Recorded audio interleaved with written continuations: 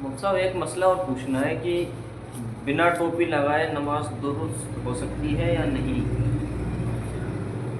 देखो, नमाज तो दुरुस्त हो जाएगी लेकिन बेहतर नहीं है। टोपी का सर पे रखना तो हर वक्त एक मुसलमान के ऊपर क्या है, यानी एक मुसलमान के लिए आप इसे ज़रूरत नहीं कह सकते, लेकिन हुजूर सल्लल्लाहु अलैहि वसल्लम की सुन्नत है कि हुजूर सल्लल्लाहु अलैहि वसल्लम हर वक्त अपना सर क्या है, ढांक करके रखते थे। वो चाहे अमामा हो, पगड़ी हो, या जो भी कुछ हो, क्या है, हर वक्त टोपी मुसलमान के सर पर रहनी चाहिए।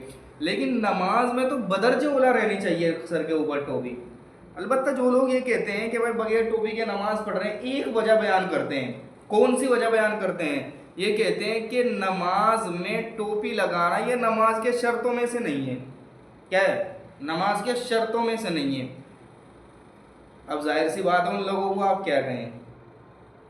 भाई हुजूर सल्लल्लाहु अलैहि वसल्लम ने जैसी नमाज पढ़ी है वही नमाज अल्लाह तबारक व तआला के यहाँ मकबूल है। हुजूर ने अपनी ज़िंदगी में कभी भी बगैर टोपी के कोई नमाज नहीं पढ़ी, या बगैर अमामा के कोई नमाज नहीं पढ़ी। क्या हुजूर नहीं जानते थे कि ये नमाज की शर्तों में से नहीं है? भाई हुजूर से ही तो नमाज का सिलसिला शुरू हुआ है ना, ये नमाज की फर्जियत का, कि क्या क्या चीज़ें उसमें होनी चाहिए। हुजूर सल्लल्लाहु अलैहि वसल्लम और उसके बाद सहाबा, ताबीन, तबे ताबीन, बुजुर्गान दीन और जितने भी बुजुर्गान दीन यानी इबादत गुजार इस दुनिया से गुजरे हैं, सब के सब का यही मामला था कि वो सर पर टोपी लगा करके नमाज पढ़ते थे। अलबत्ता ये जो मामला है ना कि भाई नमाज के शराइत में से नहीं है, वो जो नमाज के जो शराइत है ना कि नाफ से लेकर के घुटने तक, वो तो मजबूरी के वक्त हैं। यानी अगर आप ऐसी जगह फंस गए हो कि आपके पास कपड़ा ना हो, आपके पास सिर्फ इतना कपड़ा है कि आप नाप से लेकर के घुटने तक आप ढके हुए हैं, वहाँ इजाज़त है कि आप इतने में ही नमाज पढ़ लो, वो कम से कम मामला है। वरना तो बगैर टोपी के, बल्कि कुछ बुजुर्ग उसमें कुछ फतवे तो इसमें बड़ी किताबों में ये आए हैं कि बगैर टोपी के, अगर आपके पास टोपी है, आपके सामने है, आपके बराबर में टोपी रखी है, आप आसानी से टोपी लगा सकते हैं, उसके बाद भी अगर आप बगैर टोपी के नमाज पढ़ रहे हैं तो वो नमाज मकरू हो जाएगी। मकरू का मतलब जानते हैं? यानी आपके जुम्मे से फ़र्ज तो उतर जाएगा, लेकिन आपको क्या है, उसका कोई सवाब नहीं मिलने का इतना।